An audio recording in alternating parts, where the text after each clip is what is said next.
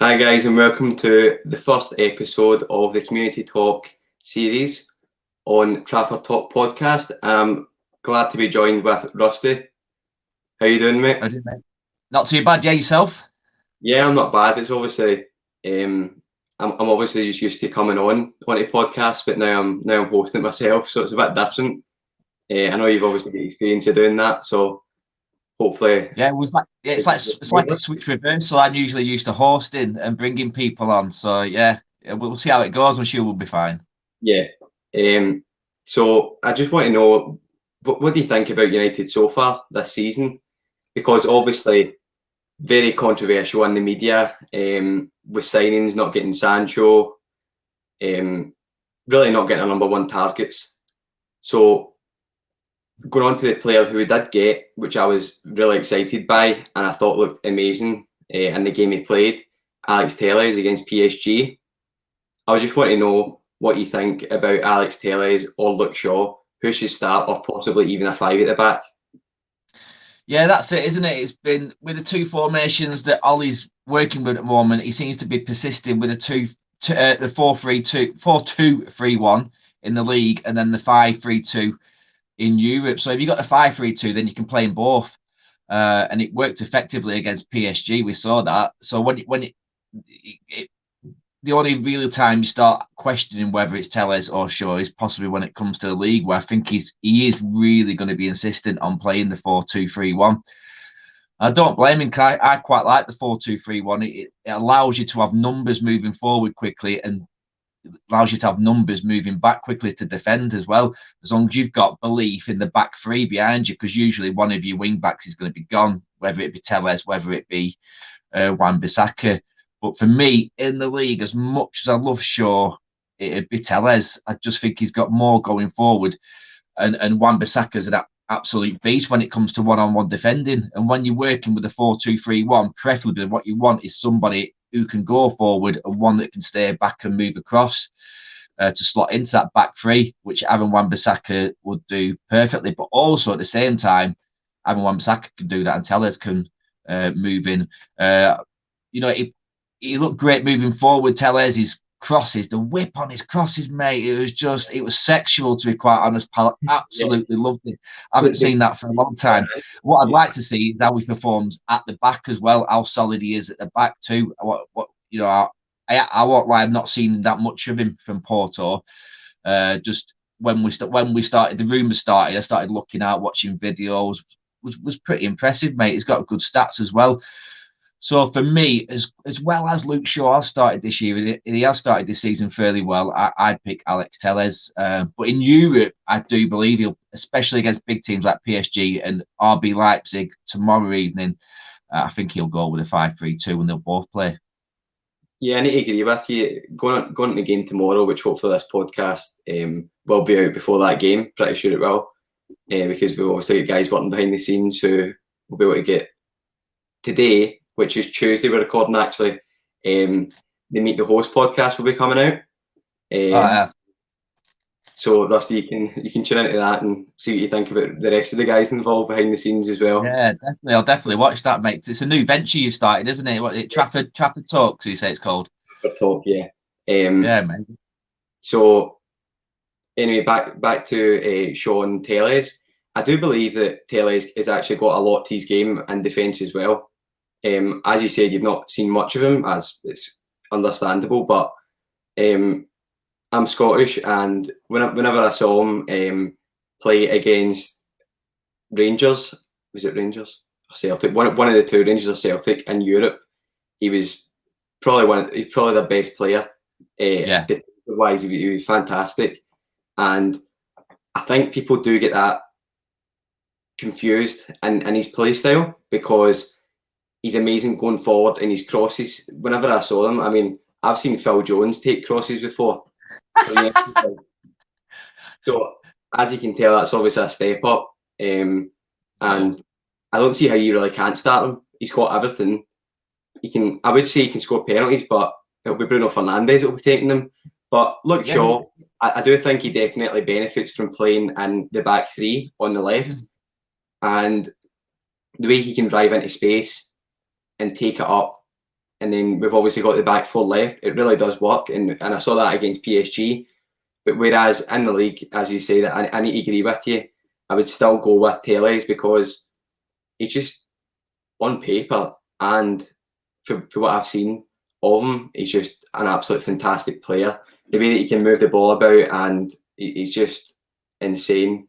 The way that his movement in general, he's a classic Brazilian player. The way that he can just run up and down the park, and it's kind of unheard of the way he does it. It's amazing.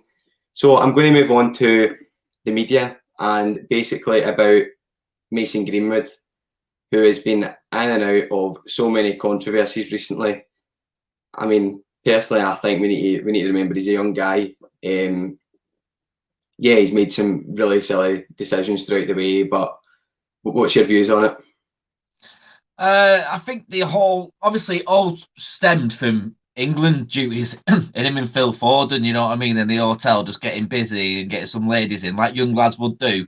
At the same time, and in the same breath, as fun as it is, and as much as they're probably going to do that, they've got to go out and they've got to spread the ropes. That's what they're doing right now. They're wired. They're 18 years old, mate. You know what I mean? They'll bang anything that moves. But at the same time, they're on international duty with England. They've got to have a sense of responsibility, and the same comes at Old Trafford. You know what I mean? You're playing for the biggest club in the world. You play for your badge. You've got that responsibility and duty. It's a short-lived career. When you're 35, mate, you can go and do as much as you want. You'll have the money to see the world and do whatever you want. He's going to make mistakes, but I don't think he's done anything at Old Trafford. I just think that's the media being the media. They've got this great young talent, and they want to bring him down as quick as they can. And now they're just making stuff up, Robbie. You know what I mean? I believe Ollie. I completely thought he was sincere when he said, he hasn't done anything like that. He said he's exemplary with his timing, with his when he turns up for training, he's always one of the first people there, and you could tell he was genuinely telling the truth. He wasn't just defending him for the sake of defending him. I think he's had a niggle. He's getting an hard time from the press. I love that United are behind him. I love that Ollie's behind him, and the fans need to get behind him as well. Because when the speculation did come out, I was like, oh, fuck's sake, mate. Don't be like a new Ravel Morrison and just ruin every little bit of potential you've got moving forward. But I don't think he is. I think he seems well-grounded.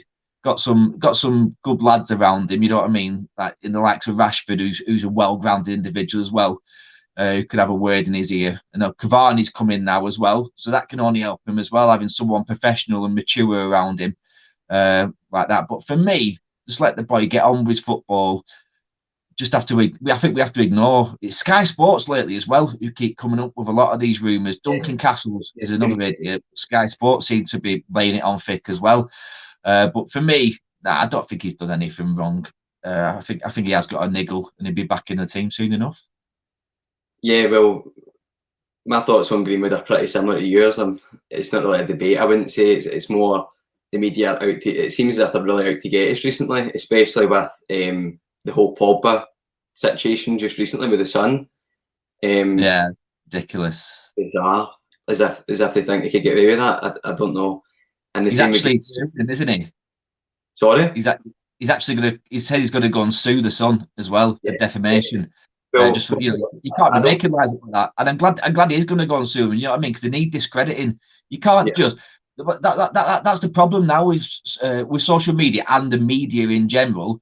Lies sell. People don't even know what they're reading anymore. Are you reading the truth? Are you reading a lie? You know what I mean? And when you start doing that, they've been doing that for years, though, like the Sun. So it's easy to discredit the Sun. It's not a problem. You just don't read it anyway. It's just usually full of crap. But I hope he does. I hope he goes through with it. I hope he sues them. I hope they learn a lesson from it. You've got to stop doing that. It doesn't make any sense to me. It's such a silly story as well, the fact that he's never going to play for France again. I don't know how they thought they could ever get away with that by saying he's not going to play, because he'd obviously have to clear that one up. It's not even with Greenwood. I feel as if the United media, whoever advised Solskjaer to speak and clear up the whole Greenwood scenario, I think it was great. The fact that they could just put a line under it, and it's the same with Bruno Fernandes. He came out and spoke about it, and it was very well said. I thought it was great the way he done it, and it kind of just trampled on any sort of possible scrutiny towards his game.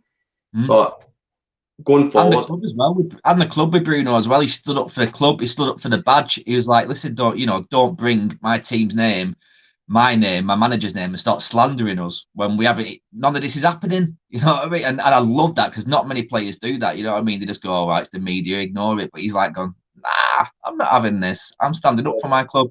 And I love that about Bruno. He's passionate, isn't he? for the badge, yeah, he's very very involved in the club, and I love that about him. He's a breath of fresh air the way he came in and completely changed the team. Absolutely fantastic player. But anyway, talking about all the positives, what do you think about going forward in the next games? I mean, we've had a terrible run of games from. I mean, we started off at PSG, and I think we were going to be ending up next in the next couple of fixtures. How confident are you with going forward into these fixtures? Because myself, I don't think you need to be naive to think that we're going to pick up all points in these games going forward. So, what are your views on the next couple of weeks, the games? Yeah, I think taking in mind the past few games as well, it's just a really congested fixture list, isn't it? It's hard. There's got to be rotation. Luckily, we've got depth in midfield, and it looks like we've got a little bit of depth everywhere now. To be quite honest, just with a couple of extra players coming in like Van der Beek and Telles, Palestri if he gets to play Cavani as well. I'm hopeful. Mixed feelings. I still want, what I mean? There's a bit of trepidation before each game. You never know what you're going to get with United sometimes.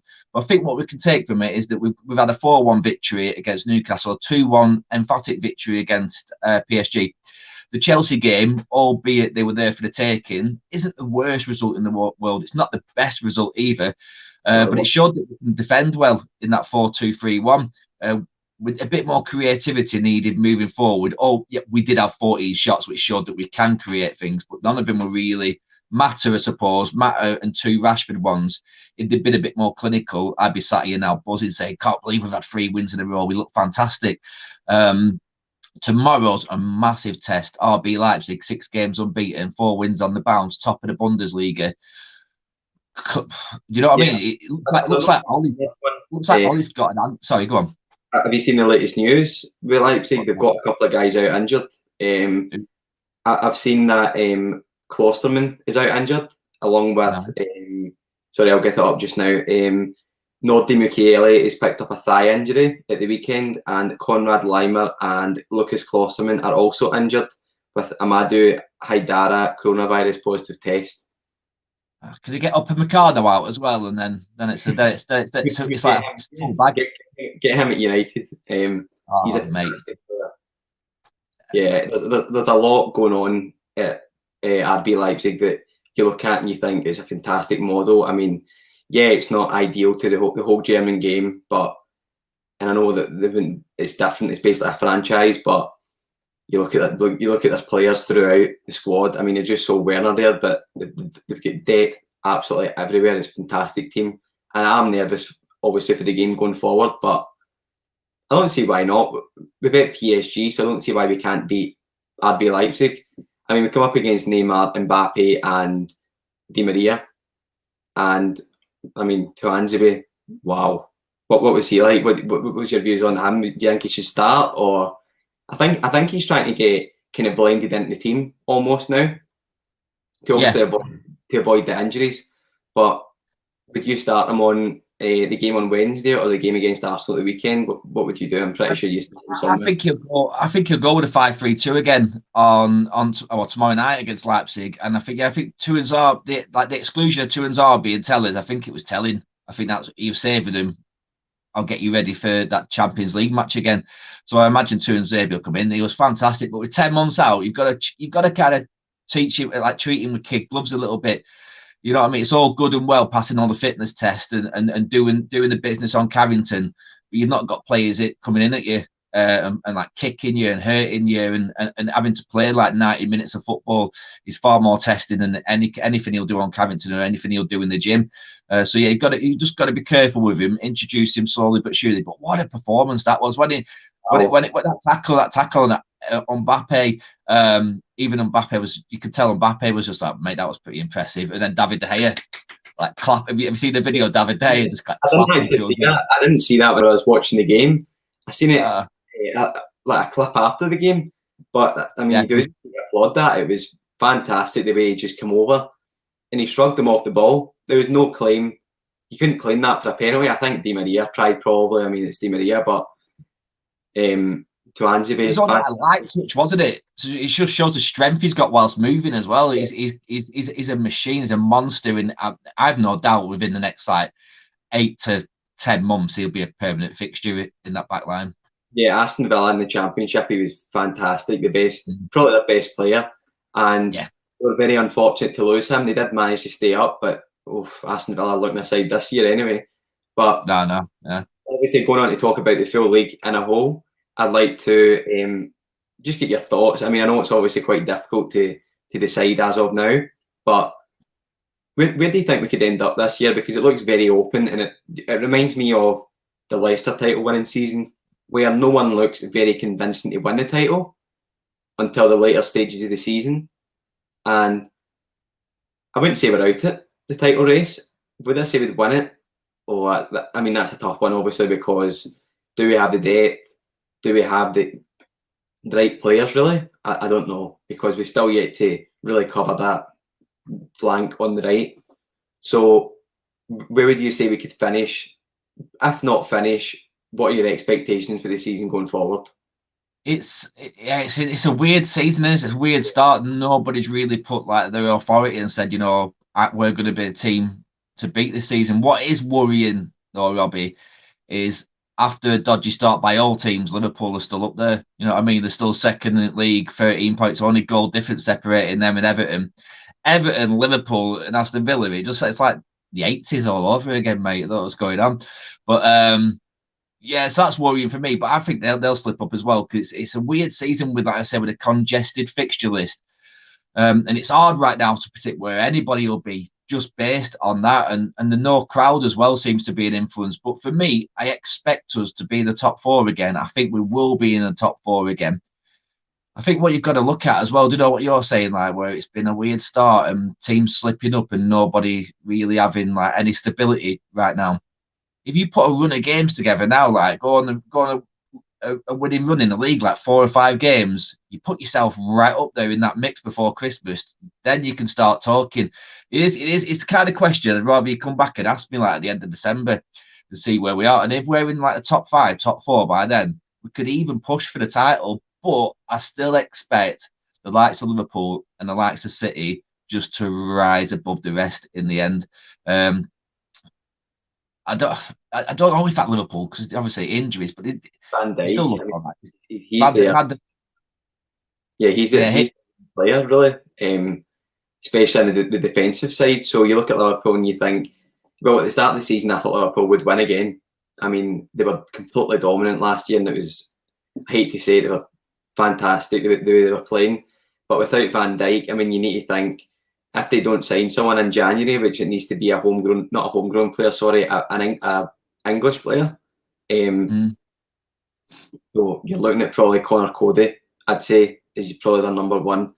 And you look at that and you think, is he really a title winning centre half? I don't know. Next to Van Dijk, possibly, but next to Joe Gomez or Matip, probably not. So I would probably look to Manchester City. I mean, they're just always there now, and it's annoying because whenever I was growing up, as you know as well, Man City were not anywhere near. They weren't anywhere near United. So I'd like to think that United will be somewhere around about that area. Hopefully, fingers crossed. I will be able to come back podcast with you near Christmas time and say we're top of the league or we're thereabouts. Let's sit down, have a chat, and see what our expectations are for the rest of the season. But it's going to be a hard year. You can tell the league's crazy this year, and you don't know who's going to win. Even Leeds look great as well. I mean, Leeds look amazing. Leeds with Marcelo Bielsa, and I'm actually going to add on just a wee question as well about Dan James, and talking about Leeds as well. Just came to my head there. What would you do with Dan James if you were Ole Gunnar Solskjaer? Because he looks out of place at the moment, and whenever he starts games, I just feel as if there's better alternatives on the bench, and it's a shame because I did really like him whenever he joined. But is he overplayed? Does he need a loan or sold? What do you think, or just a reduction of game time? Yeah, all of that. He needs to go out alone. For me, when he first came, you know what I mean, there was a fire lit underneath his ass. He looked fantastic. We thought we had the real deal. But as soon as that adrenaline wore off, the lack of quality that he possesses, like in the Premier League, really showed up. The game of the day against Chelsea, it's the same old story with no end product. And I can understand why he played him a little bit. Because when you play that 4-2-3-1, one of your wide players needs to be somebody who can get in the pockets and play with the number 9 and play with the number 10. And then you need somebody out wide in case you need to switch it. And that's probably good for Dan James. But Dan James is one of these, he's an old school winger. He needs players. He needs players to be creating space for him to exploit it, to run into. He's not one of these players who can come in, tuck in, and get in the pockets and play off the shoulders of players, which is possibly what the game needs more these days than anything. So for me, I'd send him out in loan in January if we can. And I tell you what, though, what's dead weird with saying all that is that Bielsa likes him. Donny Bielsa's willing to throw 25 million at him, and Bielsa, like, you know, he's good at nurturing young talent, and he knows he's always got a philosophy and an ideology. Bielsa, and he kind of feels that James fits into that. So for me, at 25 million. Maybe everybody else sees something we don't, mate. But right now, I don't think he's a standard that's needed in Premier League.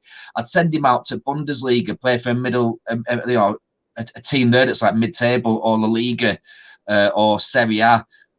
Even a team fighting relegation. You know what I mean? You need a bit of pace and need somebody who's going to attack the forwards. But for me, he doesn't cut it at United, especially not as in the starting 11. Yeah, I kind of need to disagree with you on that. I don't think, obviously, he's not really a starter. I think as a squad player, yes, could be used in the last 10, 15 minutes of a game. But you need, it just goes through my head all the time. Whenever I talk about Dan James, you need to take it with a pinch of salt. And the way that he lost his dad, who was really his main football figure growing up. Yeah. Going into the season where he joined United, and whenever he was really signing these deals, that's why the deal went on for a while. And you look at Dan James, and whenever he did come, I need to agree with you. He was great whenever he scored against Chelsea, rolled in, and the goal against Southampton, the curler. Yeah. It was amazing. But looking at it like this, I do agree with you on the fact that he would probably succeed in a loan to the Bundesliga. I mean, you look at Tahith Chong, and I think he's not getting enough game time as it is at Werder Bremen just now, and it needs to be guaranteed somewhere down the line that obviously he can play most minutes for whatever team he goes to. But I mean, you look at quite a lot of the youngsters, and you think, would they manage in the Bundesliga? Probably not at the start. But would they grow into it? Definitely. I mean, you look at Ethan Ampadu for Chelsea. Great prospect, but you just didn't get the game time in the Bundesliga, so that's always an issue as well. Would he be better maybe even just playing in the reserve for United? I don't know, but it's a hard one to say, isn't it? It's because Marcelo Bielsa, I mean, see if he sees something in you, surely you're good enough, because he is an amazing manager for me. I think he's one of the best in the world. And Leeds are pretty lucky to have him. So, anyway, we're just going to finish up here. It was great to have you on. Dusty, I enjoyed it, mate. Thanks very much. Do you want to drop your handles just now, just so everyone knows where to get you? Yeah, mate. And also, massive good luck, everybody. Go and subscribe to Trafford Talks and just join in, have fun. What you on Twitter as well? Is it Trafford Talks on Twitter as well? Yeah, Trafford Talk podcast. Everybody go and follow them. Get behind this new podcast. I think it's good quality. Blow you, Rusty. So follow us on Facebook, which is not exactly up as of yet. Bear with us. We're trying to get everything going just now. Twitter, Instagram, YouTube, and Spotify as well for the audio version. And you can hear Rusty's lovely voice from there. So thanks, mate. Thanks very much for coming on, and I hope to have a chat with you in the future on another episode of Community Talk. Cheers, mate. Thanks.